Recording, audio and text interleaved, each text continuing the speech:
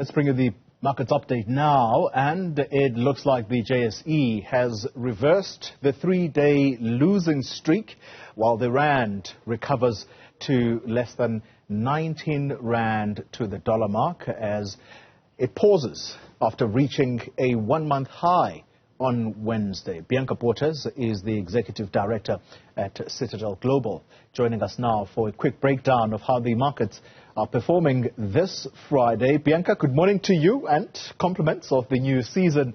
Talking to you for the first time in this new year.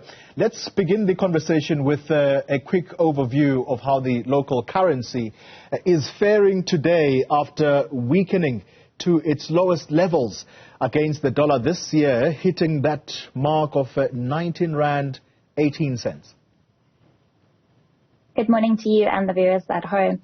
As you mentioned, the rand gained back some ground after quite a bumpy week, and that is largely as risk subsided, with the US avoiding a government shutdown and some Fed officials still alluding to rate cuts as soon as March. The rand is currently taking its cues from global markets, and in particular interest rate uncertainty and geopolitical tension. We are currently trading close to the 1897 mark, and we expect volatility to persist.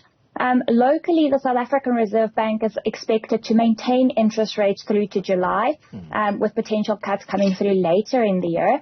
And then obviously domestic factors, including political uncertainty, power supply issues, global growth concerns, will also continue to shape the rand's outlook. Let's talk commodities then. Oil prices drifting lower this morning after that rally the day before. What's driving those market moves? The oil prices are taking a breather following that recent surge above the $78 per barrel mark. Oil prices are currently being driven by ongoing supply concerns amid the tension in the Middle East, as well as severe cold weather in the US that's dampening production. The recent gains in the dollar, however, managed to cap some of those oil gains, and we will continue to keep a very close eye on that tension in the Middle East region to give us some guidance on where the oil prices could potentially stabilize.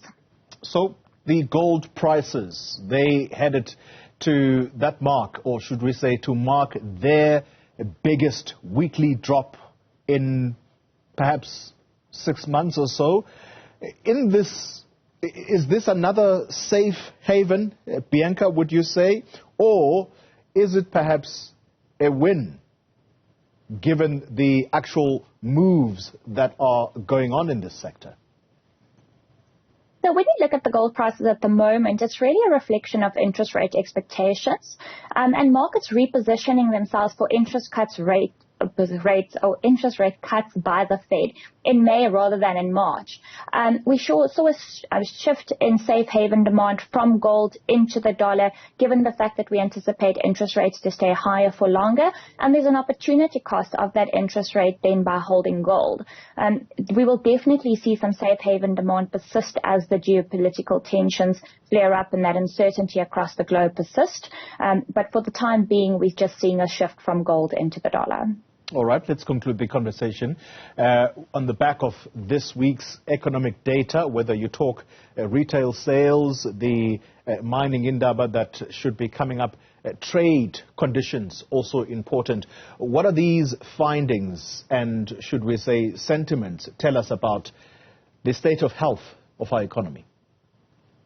We saw contraction in retail sales of 0.9% year-on-year, and that's largely aligned with what market expected.